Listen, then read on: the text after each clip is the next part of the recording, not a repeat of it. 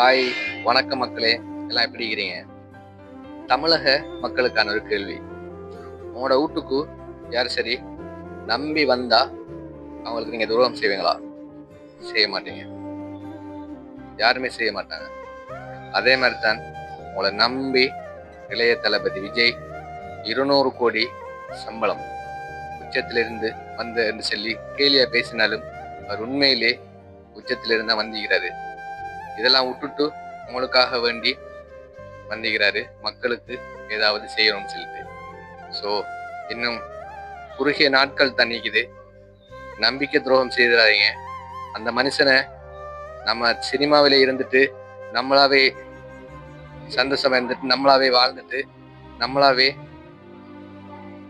கோடீஸ்வரனா இருந்துட்டு வைத்திருக்கலாம் என்ற மைண்ட் செட்டை நீங்க தளபதி விஜய்க்கு உருவாக்கிறாதீங்க. ஸோ உங்களை நம்பி வந்திக்கிறார் அந்த மனுஷனை அப்படியே உடைஞ்சி உட்கார வச்சிடாதீங்க.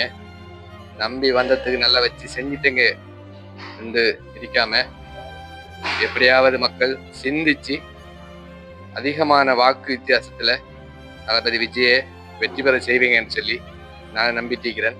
எனக்கு பிடிச்ச இந்தியாவிலே பிடிச்ச மாநிலங்களை தமிழ்நாடு ஒன்றாவது. ஸோ தமிழ்நாட்டு மக்களும் நல்ல ஆதரிக்கக்கூடிய மக்கள், நம்பிக்கை துரோகம் செய்யாத மக்கள். ஸோ தளபதி மூளை நம்பி வந்திக்கிறாரு, கை விட்டுறாதீங்க.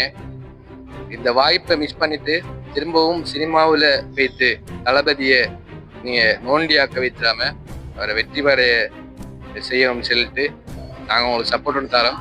ஸோ ப்ளீஸ் பண்ணி சொல்றேன், வாக்கை வீணடிச்சிடாதீங்க, சிந்திங்க.